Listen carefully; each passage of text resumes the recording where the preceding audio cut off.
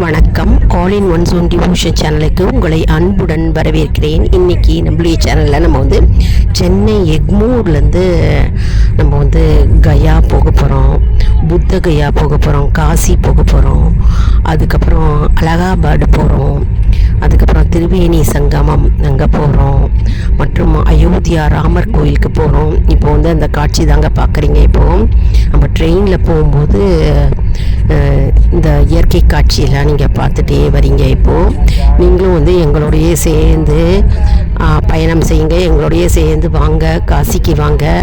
எல்லாரும் முக்தி ஸ்தலம் அப்படின்னே சொல்லுவோம் இல்லையா, காசி அப்படின்னாலே. அதனால் நம்ம சேனலை தான் ஃபர்ஸ்ட் டைம் பார்க்குறவங்களா இருந்தாலும் சரி, சப்ஸ்கிரைப் பண்ணாமல் பார்க்குறவங்களா இருந்தாலும் சரி, நம்ம சேனலை சப்ஸ்கிரைப் பண்ணிக்கோங்க. கூடவே அந்த பெல் பட்டனை ப்ரெஸ் பண்ணிக்கோங்க, ஆல் என்கின்ற ஆப்ஷனையும் ப்ரெஸ் பண்ணிக்கோங்க. அப்போ தான் நான் போடுற வீடியோஸ்லாம் உங்களுக்கு உடனுக்குடன் நோட்டிஃபிகேஷனில் மிஸ் பண்ணாமல் தெரிய வரும். சரி வாங்க, இப்போ நம்ம வீடியோக்குள்ளே போகலாம். இந்த பச்சை பசுமையான இயற்கை காட்சியை நீங்கள் பார்க்கும்போது உங்கள் மனசுக்கு எப்படிங்க இருக்குது?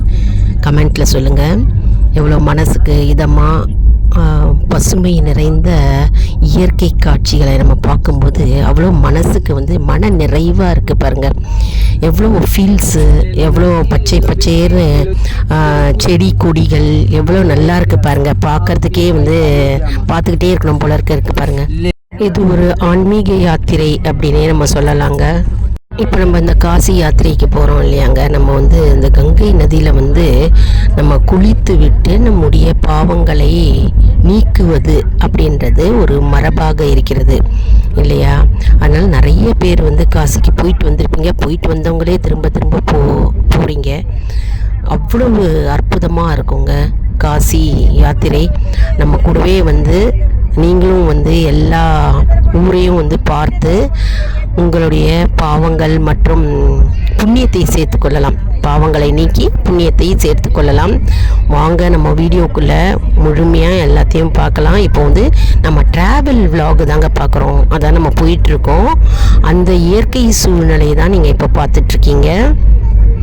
காசிக்கு செல்கிறவங்க எல்லாரும் என்ன பண்ணுவாங்கன்னா, முதல்ல காசிக்கு போயிட்டு அங்கே பகவானிடம் பிறவா வரம் வேண்டி, அதாவது காசி அப்படின்னாலே முக்தி ஸ்தலம் இல்லையா, நம்ம எல்லாருக்கும் தெரியும். பிறவா வரம் வேண்டி நம்ம பகவானிடம் பிரார்த்தனை செய்து கொண்டு அங்கே கங்கையில் என்ன பண்ணுவோம்னா ஸ்நானம் செய்வோம். குளிச்சுட்டு நம்ம கங்கையில் நீராடி நம்ம முன்னோர்களுக்கு பிண்டம் கொடுத்து நம்முடைய நேர்த்திக்கடனை நம்ம செலுத்துவோம். அதுதான் ஒரு மரபாக அமைந்திருக்கிறது. அதனால தான் காசி யாத்திரை அப்படின்னு நம்ம சொல்கிறோம். காசிக்கு அதனால தான் போகிறோம். அதாவது முன்னோர்களுக்கு நம்ம பிண்டம் கொடுப்பதற்காக. மற்றும் காசிக்கு போனாலே அவ்வளவு புண்ணியம் அப்படின்னு சொல்லுவாங்க. காசி அப்படின்னாலே முக்தி ஸ்தலம். அது எல்லாருக்குமே தெரிந்த ஒன்று. மேலும் நம்ம காசிக்கு போய் கங்கையில் நீராடினா நம்முடைய பாவங்கள் அனைத்தும் நீங்கும் அப்படின்ற ஒரு கருத்து இருக்குது. நம்முடைய முன்னோர்களுடைய ஆசிகள் பூர்த்தி அடையும் நம்ம அவர்களுக்கு பிண்டம் கொடுக்கும்போது. அதனால் காசிக்கு சென்று நம்ம கங்கையில் நீராடி நம்ம அவர்களுக்கு திதி கொடுக்கிறோம். அதாவது காசிக்கு சென்று பழையவைகளை விட்டு விட்டு வருவார்கள் அப்படின்ற ஒரு மரபு இருக்குது. அதாவது பழைய அழியக்கூடிய பொருட்கள் மீது நமக்கு ஆசையோ பற்றோ இருக்கக்கூடாது அப்படின்னு சொல்லுவாங்க. அதுவே நாளடைவில் காசிக்கு போனால் எதையாவது விட்டு வர வேண்டும் அப்படின்னு ஒரு பழக்கத்தில் அந்த வார்த்தைகள் கொண்டிருக்கிறது.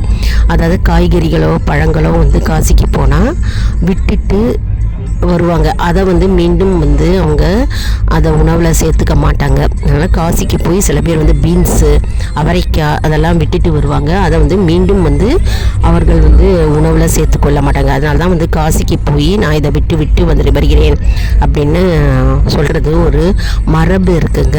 மற்றும் நம்ம எதிலும் பற்றோ மற்றும் ஆசையோ ஆவலோ இருக்கக்கூடாது. மற்றும் நம்முடைய ஆணவம் தானாகவே நீங்கிவிடும் அப்படின்னு ஒரு ஐதீகம். நம்ம வந்து காசிக்கு சென்று பழங்களையோ அல்லது காய்களையோ விட்டு விட்டு வராமல் நம்முடைய மன அழுக்குகளை விட்டு வந்து இறைவனுடைய திருவடிகளை நாம் நினைத்து கொண்டு பிறவா வரம் வேண்டும் என்று நம் மனதில் தியானித்து கொண்டு நாம் வர வேண்டும். நம்ம வந்து காசிக்கு சென்று நம்ம கங்கையில் ஸ்நானம் செஞ்சு நம்மளுடைய பாவங்களை விட்டு விட்டோம் அப்படின்னு மனதில் நம்ம மனதார நினைத்து கொண்டு புதிய ஆடைகளை நம்ம அணிந்து புதிய மனிதராய் நம்ம வந்து வருவோம். இப்போ பார்த்தோம்னா காசியும் ராமேஸ்வரமும் வந்து புனித ஸ்தலம் அப்படின்னே சொல்லலாங்க. அது மட்டும் இல்லைங்க, இது வந்து ஆன்மீக அதிர்வலைகளை நமக்கு ஏற்படுத்தி கொள்ளும். அதாவது காசிக்கும் ராமேஸ்வரமும் போயிட்டு வரவங்க, நிறைய தடவை போயிட்டு வரவங்க நிறைய பேர் இருக்காங்கங்க.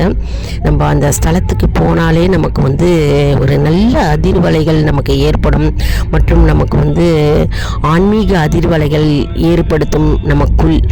மற்றும் வந்து நிறைய பேர் வந்து திருவாசகம் படித்து கொண்டே வருகிறார்கள்ங்க. இந்த ட்ரெயினில் பாடல்கள் பாடி பகவானை மகிழ்வித்து காசிக்கு போகிறவங்க நிறைய பேர் இருக்காங்க. அவங்க வந்து ஓம் நமச்சிவாய அப்படின்ற மந்திரத்தையும் வந்து மனதார நம்ம தியானித்து நம்ம வந்து 108 தடவை 1008 தடவை நம்ம சொல்லிகிட்டே நம்ம வந்து ட்ரெயினில் ட்ராவல் பண்ணிட்டு போயிட்டுருக்கோங்க. எங்களோட நீங்களும் வந்து மனதார காசியை நினச்சிக்கோங்க. யார் போகலையோ இந்த வீடியோ மூலமாக நீங்கள் வந்து மனசார நினைத்து அந்த காசி விஸ்வநாதனை நினைத்து ஓம் நமச்சிவாய அப்படின்ற மந்திரத்தை சொல்லிக்கொண்டே நீங்களும் வந்து எங்களுடன் பயணம் செய்யுங்க. அடுத்தது நம்ம வந்து அயோத்தியா போக போகிறோம். ராமர் கோவிலை பார்க்க போகிறோங்க. ராமர் கோயிலை பார்ப்பதற்கே நமக்கு கண்கள் வந்து கோடி வேணும், கோடி கண்கள் வேண்டுங்க பார்க்கறதுக்கு. அவ்வளவு புண்ணியம் செய்திருக்க வேண்டும். அதாவது காசி அயோத்தியா அதெல்லாம் பார்க்கறதுக்கே வந்து புண்ணியம் செய்திருக்க வேண்டும். அதாவது இந்த வாய்ப்பு அப்படின்றது வந்து ஒரு சிலருக்கு தான் அமையும். காசி வந்து எல்லாருக்குமே அது வந்து அமையாது அப்படின்னு சொல்லுவாங்க. அதனால் நமக்கு வந்து எப்போ ஆப்பர்ச்சுனிட்டி கிடைக்கிறதோ காசிக்கு போகணும் அப்படின்னு ஆப்பர்ச்சுனிட்டி கிடைக்கும்போது நம்ம டக்குன்னு நம்ம வந்து கிளம்பி நம்ம காசியை வந்து நம்ம சுற்றி பார்க்க வேண்டும். மற்றும் வந்து கங்கையில் நீராடணும். புண்ணிய நதிகள் இல்லையா, கங்கை, காவேரி, யமுனா, கோதாவரி, இதெல்லாம் புண்ணிய நதிகளை நம்ம நீராடி வந்தாலே போகிறோம். நம்முடைய பாவங்களை அப்படியே நம்ம கழித்து விடலாம். பகவானின் திருவடிகளை நம்ம வந்து அடைய ஒரு வாய்ப்பாக இது அமைகிறது இந்த பிரயாணம், இந்த பயணம் அப்படின்னு சொல்லலாங்க. அதாவது அயோத்தியாவில் சிறப்பு அப்படின்னு பார்த்தோம்னா அனுமான் கர்கி அப்படின்ற ஒரு கோவில் இருக்குங்க. இது வந்து அனுமான் ஆஞ்சநேயர் கோவில் இதனுடைய பேருங்க. அடுத்தது கணக்கு பவான் அப்படின்ற ஒரு கோவில் இருக்குது. அது சீதாராமருக்குன்னு வந்து கட்டப்பட்ட ஒரு கோவில் ஆகும். அங்கே வந்து சரையு நதி அப்படின்னு ஒன்று இருக்குங்க. அந்த நதியில் வந்து பக்தர்கள் வந்து புனித நீராடுவார்கள். அந்த நதியும் நம்ம பார்க்கலாம். இங்கே வந்து தீபோத்சவம் நடக்கும். இது வந்து உலக புகழ் பெற்றதுங்க. எல்லாருக்குமே தெரிஞ்சிருக்கும் இந்த தீபோத்சவம். அவ்வளவு அருமையாக இருக்குங்க. நம்ம போய் பார்க்க போகிறோம். ராமர் கோவில் வந்து நாகரா என்ற கட்டிடக்கலை கேட்டார் போல் வந்து வடிவமைக்கப்பட்டுள்ளதுங்க. இங்கே வந்து இளஞ்சிவப்பாக இருக்குங்க. கருவறையில் பார்த்தோம்னா பாலராமர் இருப்பாருங்க. காசியில் பார்த்தோம்னா கங்கா ஆர்த்தி அப்படின்னு ஒன்று இருக்குங்க. அது வந்து காலையிலையும் மாலையிலையும் வந்து கங்கா ஆர்த்தி எடுப்பாங்க. இது வந்து கங்கை நதியை, கங்கை தாயை வந்து வணங்கி போற்றப்படுகின்ற ஒரு அற்புதமான ஆர்த்தி ஆகும். இது அற்புதமான காட்சியாக இருக்குங்க. இது நம்ம பார்க்கலாம், அதுவும் நம்ம பார்க்கலாம்.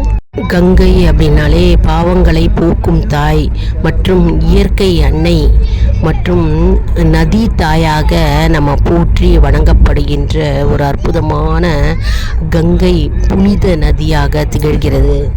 அதாவது சிவபெருமானின் ஜடாமுடியிலிருந்து கங்கை வந்து பூமிக்கு பிறண்டு ஓடியது என்று புராணங்கள் கூறுகிறது. மேலும் கங்கை தாய்க்கு நன்றியும் பக்தியும் செலுத்தும் வகையில் இந்த வந்து கங்கை ஆர்த்தி வந்து திகழ்கிறதுங்க. இது வந்து காலையிலையும் ஆர்த்தி பார்க்கலாம், மாலையிலையும் ஆர்த்தி பார்க்கலாம். 2 வேளையிலையும் ஆர்த்தி எடுப்பாங்க கங்கை தாய்க்கு. தசாஸ் மேத காட் அப்படின்னு ஒரு காட் இருக்கும். இந்த காட் வந்து கங்கை ஆர்த்திக்கினே புகழ்பெற்ற இடமாக திகழ்கிறது.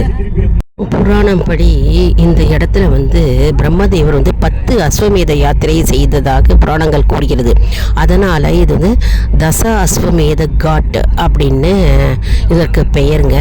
அதாவது சூரியன் அஸ்தமித்த பிறகு மாலை நேரத்தில் இந்த இடத்துல வந்து கங்கா ஆர்த்தி காட்டுவாங்க. இந்த இடத்துல பார்த்தோம்னா மணி யோசைகள், வேத மந்திரங்கள் மற்றும் தீப ஆராதனை, தீப ஒளி ஏற்றி கங்கா ஆர்த்தி வந்து மிக பிரம்மாண்டமான முறையில் அற்புதமாக இங்கே கங்கா ஆர்த்தி செய்வார்கள். நம்ம அதையும் நம்ம பார்க்க போகிறோங்க. எல்லாம் நம்ம பார்க்கலாம் வாங்க. அதாவது வாழ்க்கை முழுவதும் ஒரு மறக்க முடியாத அனுபவம் வந்து நம்ம பெற போகிறோங்க. இப்போ நம்ம எல்லாம் வந்து எக்ஸ்ப்ளனேஷனாக கேட்டிங்க, நம்ம டைரெக்டாக பார்க்க போகிறோம். அந்த இடத்துக்குலாம் நம்ம போயிட்டுருக்கோம். இப்போது அதுதான் உங்களுக்கு வந்து நான் இப்போ எக்ஸ்பிளைன் பண்ணியிருக்கேங்க. எல்லாருக்கும் இந்த வீடியோவை ஷேர் பண்ணுங்கள். இந்த வீடியோவுக்கு ஒரு லைக் கொடுங்க. மற்றும் வந்து ஆல் இன் ஒன் ஜோன் அன்பர்களுக்கு ஒரு அன்பான வேண்டுகோள், நம்முடைய கம்யூனிட்டி போஸ்ட்டில் கேள்வி பதில் நேரம் பாருங்க. அந்த கேள்விகளுக்கு பதில் தாங்க. இதன் மூலம் நம்முடைய ஆன்மீக பயணம் எப்படி இருக்கிறது என்பதை நம்ம தெரிந்து கொள்ளலாம் இல்லையா? நம்ம சேனலை லைக் பண்ணுங்கள், ஷேர் பண்ணுங்கள், சப்ஸ்கிரைப் பண்ணுங்கள். நன்றி, வணக்கம்.